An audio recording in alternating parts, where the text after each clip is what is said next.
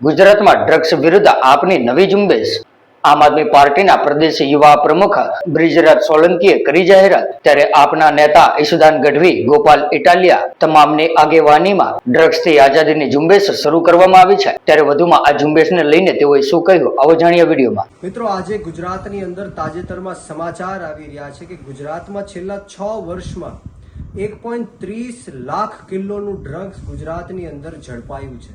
એમાં 70,000 કરતાં પણ વધારે કિલોનો ગાંજો, 65,000 કરતાં પણ વધારે કિલોનું અફીણ ગુજરાતની અંદર પકડાણું છે। ત્યારે ગુજરાતનું જે યુવાધન છે દિવસે ને દિવસે બરબાદ થઈ રહ્યું છે, ખોખલું થઈ રહ્યું છે।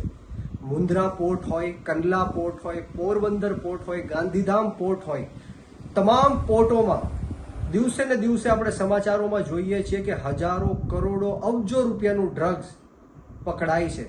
ત્યારે હું ચોક્કસપણે માનું છું કે આ માત્ર અમુક ટકાનું ડ્રગ્સ પકડીને સરકાર વાહવાઈ મેળવે છે, પરંતુ પડદા પાછળ હજારો, લાખો, અબજો રૂપિયાનું ડ્રગ્સ ગુજરાતની અંદર ફેલાઈ રહ્યું છે અને દેશની અંદર જઈ રહ્યું છે।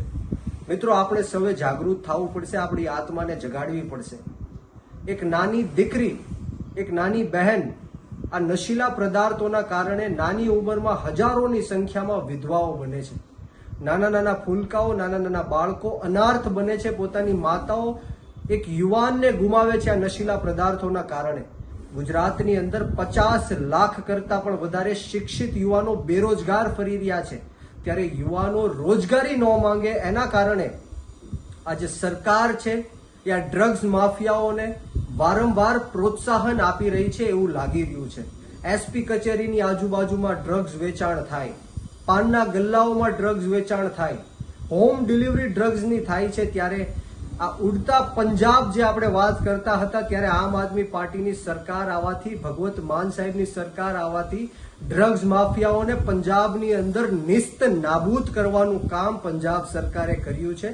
ગુજરાતમાં પણ થઈ શકે એમ છે, પરંતુ એમ કેમ પ્રકારે ગુજરાતના યુવાનો રોજગારી ન માંગી શકે એટલે ડ્રગ્સના રવાડે ચડાવીને સરકાર બિલકુલ નિષ્ફળ ગઈ છે। ત્યારે આવનારા દિવસોમાં આમ આદમી પાર્ટીની યુવા વિંગ છે એ સુદાનભાઈ ગઢવીજીના નેતૃત્વમાં ગોપાલભાઈ ઇટાલિયા, ચૈતરભાઈ વસાવા, મનોજભાઈ સોરઠિયા, હેમંતભાઈ ખવા તમામના નેતૃત્વમાં એક ઝુંબેશ ઉપાડવા જઈ રહી છે। અમે કેમ્પેન લોન્ચ કરવા જઈ રહ્યા છે અને આ કેમ્પેનનું નામ છે ડ્રગ્સથી આઝાદી। જ્યારે ગુજરાતની અંદર ડ્રગ્સે યુવાનોમાં ભરડો લીધો છે, ત્યારે આ ડ્રગ્સથી અમે આઝાદ કરાવીને યુવાનોને રહેશું। અમે જિલ્લે જિલ્લે જાશું, તાલુકે તાલુકે જાશું। ગુજરાતના 16,000 કરતાં પણ વધારે જે ગામડાઓમાં છે આ આઝાદીનો નારો લઈને જાશું। ડ્રગ્સથી આઝાદી અપાવીને રહેશું। આવનારા દિવસોમાં ગુજરાતના યુવાનોમાં એ તાકાત છે, હિંમત છે, એ લોકો સક્ષમ છે, ખૂબ આગળ વધી શકે એમ છે। પરંતુ એમ કેમ પ્રકારે ગુજરાતની જે આ સરકાર છે, ભારતીય જનતા પાર્ટીની સરકાર છે, એ યુવા વિરોધી સરકાર છે। અત્યારે યુવાનો સાયબર ક્રાઇમ લઈ લ્યો, ગેમ્બલિંગ લઈ લ્યો, ગેમિંગ લઈ લ્યો, આવા અનેક મુદ્દાઓથી ત્રાહિમામ પુકારી ચૂકી છે।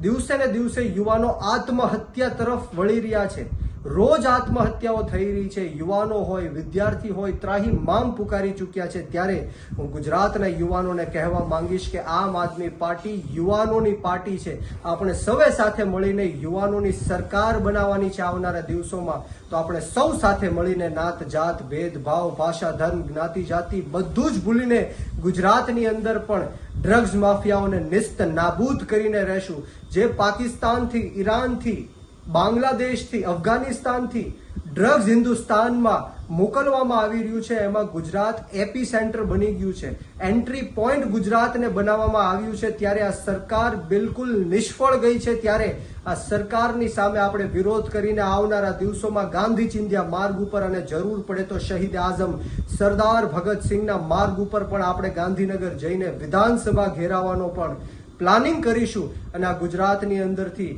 યુવાનોને ડ્રગ્સથી આઝાદી મેળવીશું। જય જવાન, જય કિસાન, જય યુવાન, ભારત માતા કી જય।